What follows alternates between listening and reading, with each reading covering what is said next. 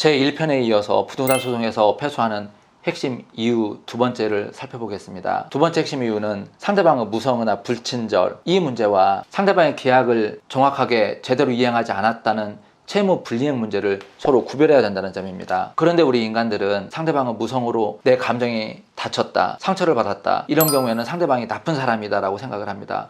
프레이밍을 하는 것입니다. 나쁜 사람이다, 나빴으니까 잘못을 저지른 것이다, 잘못을 저질렀으니까 계약을 위반한 것이다, 이렇게 논리적으로 법리적으로 비약을 하게 되는 것입니다. 감정의 문제를 사실의 문제로 치환한다든지 또 성정이 나쁜 사람이라는 문제를 계약 불이행의 문제로 대치시켜서 생각하는 것입니다. 이건 역시 또 다른 패소의 지름길입니다. 여러분, 침소봉대라는 말을 들어보셨죠? 이는 바늘처럼 작은 일을 몽둥이처럼 크게 잘못 생각한다는 것을 뜻합니다. 피해망상이나 과대망상이라는 뜻 역시 외부의 사실을 객관적으로 받아들이지 않고 크게 부풀려 생각하는 것을 의미합니다. 부동산 계약을 예로 들자면 상대방의 작은 잘못을 또는 사소한 부주의를, 작은 무성의를 큰 잘못, 채무 불이행으로 오인하는 것입니다. 예를 한번 들어볼까요? 시행사로부터 상가를 분양받았습니다. 시행사가 분양에 급급한 나머지 과장 광고 많이 합니다. 그리고 실제로 입주 무렵에 이러한 과장 광고 내용인 부수적 의무를 불이행하는 경우가 다반사입니다. 처음 분양 당시 화려하게 약속한 것과 달리 주변 상권이 활성화되지 않았다든지, 또 공실률이 높다든지, 또 임대 수익 보장이 제대로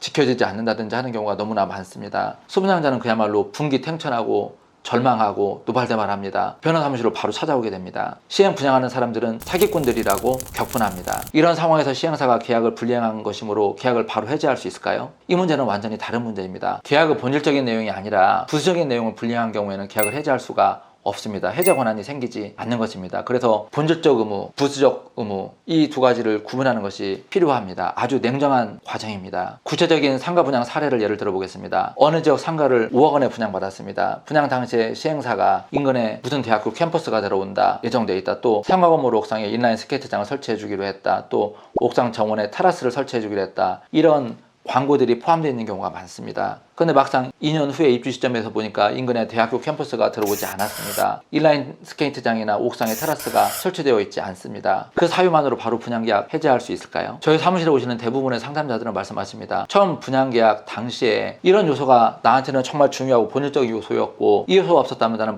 결단코 분양계약을 체결하지 않았을 것이다. 그렇기 때문에 이 요소는 분양계약 체결 여부를 좌우하는 결정적 요소다, 본질적 요소라고 주장을 합니다. 그러나 저는 다른 생각입니다. 상가 분양계약의 본질적 요소가 무엇일까요? 시멘트, 콘크리트, 건축물, 그 유형 건축물의 1층이나 2층 상가 점포, 물리적 유형물을 소유권을 내가 넘겨받는 것입니다. 소유권 넘겨받는 것은 결국 등기부등본에서 결정이 되는 것입니다. 이전이 되는 것입니다. 그 반대급부로서 시행자는 수분양자로부터 분양대금을 받습니다. 그래서 받은 분양대금을 시공사에게 지급을 합니다. 분양대금의 대부분은 시공사에게 공사비로 지급될 것입니다. 또 그 이외에 사업하는 데 여러 가지 사업자금, 운영자금으로 지출되게 되는 것입니다. 일단 공사가 완료되어서 건물이 사용 승인이 행해졌고 입주가 가능한 상태가 되었습니다. 또 제가 소유권 이전을 넘겨받았습니다. 그러면은 일단 분양계약의 본질적인 내용은 이행이 된 것입니다. 왜냐하면 건축물의 소유권을 넘겨받았기 때문입니다. 내가 분양대금을 납부하고 그 분양대금이 그대로 공사비로 지급되고 그 공사비를 받아서 공사업체가 건물을 완공했다. 이것이 분양계약, 소유권 이전 계약의 본질입니다. 나머지는 부수적 의무라고 이해하시는 것이 안전한 해석입니다. 만일 그 시행사가 부수적 의무를 제대로 이행을 하지 않았습니다. 당초 분양대금 5억 원보다 상가 점포 가치가 하락했다. 5억 원에서 가치 하락분이 5천만 원이나 7천만 원, 1억 원 정도가 된다고 하면 그 부분을 손해배상 청구하면 승소할 수 있습니다. 그렇지만 계약 해제는 너무 지나친 무리한 해석인 것입니다. 그런데 저희 사무실로는 대부분의 상담자들이 이미 감정이 상했습니다. 신뢰가 상실되었습니다. 기분이 나쁩니다. 그래서 시행사는 사기 행위를 하였고 인간도 아니다, 나는 속았으니 분양계약 자체를 해제하고 나는 탈퇴할 수 있게 해달라고 요청하십니다. 승소가 확실하다, 주변 사람들한테 다 물어봤다, 내 친구가 시행사 사장이다라고 막 말씀하십니다. 저에게 강력하게 주장하십니다. 논리적이지도 않고 법리에도 맞지 않는 억지 주장입니다. 무리한 주장입니다. 법원에서 근무하는 법관은 신이 아닙니다. 모든 인간사 억울함을 풀어주는 존재가 아닙니다. 어느 분쟁 사실관계에 법리를 적용해서 판단하는 단순한 인간에 불과합니다. 예를 들어볼까요? 시행사가 예를 들어서 65% 타당하고 또 우리 수분양자가 35% 타당하다고 가정을 하겠습니다. 그런 경우에 35%의 타당함, 억울함, 부당함, 그런 것이 있다고 하더라도 판결은 대부분의 65% 타당성을 보유하고 있는 당사자에게 승소 판결이 내려지게 되는 것입니다. 그래서 상대방이 비록 부수적 의무를 이행하지 않았다고 하더라도 그 사유를 가지고 계약 전부를 해지하는 것은 쉽지 않고 또 내 감정, 신뢰 이런 부분이 다치고 상처 입었다고 하더라도 판단을 해야만 하는 것입니다. 법리는 차갑고 판결은 냉정합니다. 판결은 예리한 얼음 칼과 같습니다. 이와 유사한 사례를 우리가 프랜차이즈 패밀리식당 케이스에서도 볼 수 있습니다. 프랜차이즈 패밀리식당을 내기 위해서 1층 대형 상가점포를 10억 원에 분양받은 케이스가 있었습니다. 오래전 사건입니다. 그런데 그 완공 후에 내부를 들어가 보니까 내부에 생각지 않게 기둥이 3개가 있었습니다. 내부 동선 또 시야에 지장이 생깁니다. 그런 사례에서 과연 계약 해지할 수 있을까요? 또 상가점포 전면에 대형 조각상이 있어서 외부 사람들이 쉽게 식별하기 어렵습니다. 시인성, 가시성이 떨어집니다. 그런데 이 상황에서 그 수분양자가 주변의 친지 친구들에게 상담을 하면 어떻게 조언을 할까요? 당연히 수분양자가 승소할 것이다, 시행사가 나쁘다, 사기다 이렇게 설명을 해주게 됩니다. 그러한 수분양자는 주변 친지들의 말을 그대로 믿고 시행사를 상대로 용감하게 분양계약 해제 통지를 날립니다. 장도 나쁘하지 않습니다. 그리고 변호사를 설명해서 바로 소송으로 직행합니다. 비유하자면 묻지마 돌격 소송입니다. 이런 3가지 절차를 거쳐서 바로 소송을 진행하는 것이 과연 지혜로운 방책일까요? 이런 상황이 되면 반대로 시행사도 방책을 강구합니다. 수분양자가 잔금을 납부하지 않았기 때문에 이를 이유로 해서 분양계약을 해제합니다. 그리고 계약금을 일단 몰취합니다. 그리고 중도금 전부 다 돌려줄까요? 그렇지 않습니다. 중도금 중에서 일부만 반환받게 됩니다. 이 경우에 시행사의 해제가 타당하다면 소송 가서 공방 절차를 거쳐서 수분양자는 계약금 날리게 됩니다. 은행 중도금 대출금 중에서 전부 수분양자가 변제를 해야 되지만 시행사로부터 돌려받는 돈은 중도금 대출금 중에서 일부만 돌려받습니다. 이자를 공제합니다. 여러분, 분양계약 해제를 주장하는 실제 소송에서 통계적으로 누가 승소를 많이 할까요? 감정이 상하고 마음이 다치고 신뢰를 상실한 수분양자일까요? 아니면 부수적 의무라고 볼만한 사항들을 불이행한 시행사일까요? 통상 이런 류의 사건에서는 시행사가 승소할 가능성이 매우 높습니다. 수분양자는 계약금 몰취당하고 중도금 중에서 이자 상대에 공제당한 나머지만 반환받고 분쟁은 1년에 끝날까요? 몇 년 걸릴까요? 통상 3, 4년 갑니다. 그야말로 순간적인 판단 착오로 선전포고를 먼저 하고 전쟁에서 대격돌한 후에 팔다리를 잃게 되는 손해만 남게 되는 것입니다. 여러분, 시행사가 다소 잘못을 했거나 성의가 없거나 분실전을 하거나 고압적이거나 무책임하다고 하더라도 그 항목이 과연 계약의 본질적 내용인지를 잘 이성적으로 냉정하게 가려야만 합니다. 책임도 스펙트럼이 다양합니다. 그래서 경중이 있는 것입니다.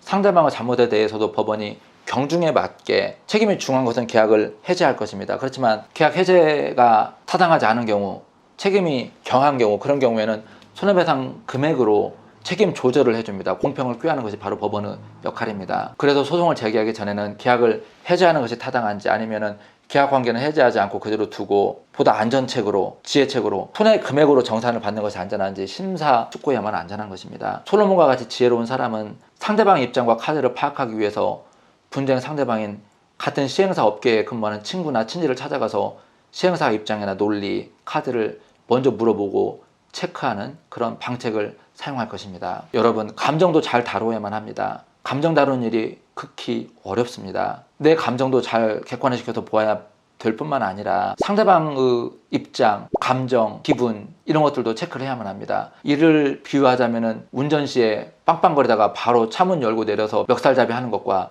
유사하다고 할 수 있습니다. 처음 계약 체결 자리에서는 서로 좋아서 위민하자고 계약을 체결했는데 이행 과정에서 긴장하게 됩니다. 예민해지게 됩니다. 잔금일자 전후에서는 기분과 감정이 상하고 또 중간에서 전달하는 사람들의 말이 와전되는 경우도 많습니다. 문제가 커지는 것입니다. 전화나 문자가 직접 당사자끼리 하는 경우는 기분이 나쁠 수 있기 때문에, 감정이 상할 수 있기 때문에 가능하면 만나서 눈을 보고 대화하는 것을 선호합니다. 제가 다른 분쟁 사례 하나 들어보겠습니다. 서울 강남구 도곡동에 도곡 렉슬 아파트가 있습니다. 입주 시점이 2006년 1월이었습니다. 당시 43평형 분양가가 8억 원이었고 입주 시점이 다가오자 점점 프리미엄이 올라서 원래 8억이었는데 프리미엄도 8억, 합계 16억이 형성되었습니다. A라는 사람이 입주 1년 전인 2005년경에 프리미엄 4억 정도 주고 원래 분양가 8억 포함해서 12억 원에 매수를 하는 계약을 체결했습니다. 그리고 잔금 6억 원을 은행 대출을 받아서 지급하려고 계획을 하였습니다. 그런데 매수인 A가 계약서 작성 시에 매도인은 매수인의 은행 잔금 대출에 서류 제공 등으로 협조한다라는 문구를 누락하였습니다. 그리고 입주일이 점차 다가오자 프리미엄이 5억, 6억 원으로 올라다가 최종 입주 시점에서는 8억 원까지 급등하였습니다. 그래서 시세가 16억 원으로 되었습니다. 매도인 입장에서는 객관적으로 시세가 급등하고 있었고 또 프리미엄을 4억 원만 받은 상태이기 때문에 매수인이 계약을 불이행하는 사정이 있다고 하면 기회를 봐서 계약을 해지하고자 그런 동기, 그런 욕심이 생길 법한 상황이 된 것입니다. 이때 매수인이 감정적으로 대응을 하고 매도인에게 해적의 빌미를 주어서는 큰 패착입니다. 매도인이 매수인의 잔금 미지급을 이유로 계약을 해지하고 계약금 1억 2천만 원을 몰취하고 입주 시에 다른 제3자에게 프리미엄 8억을 받고 재매각을 하면 매도인으로서는 그야말로 큰 이득을 얻게 해주는 상황입니다. 당연히 매수인은 더 낮게 엎드려서 지혜롭게 매도인의 입장을 생각하고 감정을 어루만지고 또 유연하게 대응하는 것이 필요합니다. 이러한 상황에서 매수인은 매도인이 무성하고 불친절하게 은행 잔금 대출에 협조하지도 않았다, 이렇게 판단하고 입장을 취해서는 아니 되는 것입니다. 매도인을 잘 달래고 그의 감정을 이해하고 실타래를 풀어가는 그런 지혜가 필요한 것입니다. 그런데 대부분의 매수인은 어떻게 행동할까요? 매도인이 잔금 대출 간단한 문제인데 그 잔금 대출에 협조하지 않고 현금으로 전액 가져오라고 하니 나쁜 사람이다, 욕심이 과하다, 시세가 급등하자 변심해서 제3자에게 더 높은 가격으로 높은 프리미엄 받고 매각하려고 시도하는 것이다, 이런 식으로 매도인을 나쁜 사람으로 프레이밍 해버리는 것입니다. 주변 친지들은 당연히 매도인 나쁜 사람이라고 얘기를 하죠. 법리를 잘 모르기 때문에 그렇습니다. 그래서 객관적으로는 매도인이 훨씬 더 법적으로 유리하고 우월한 입장인데도 매수인이 매도인을 상대로 돌격압을 합니다. 바위에 계란치기식으로 소송을 제기하는 것입니다. 그 결과가 어떻게 될까요? 참혹합니다. 그 경우에 매수인은 계약금 몰취당하죠.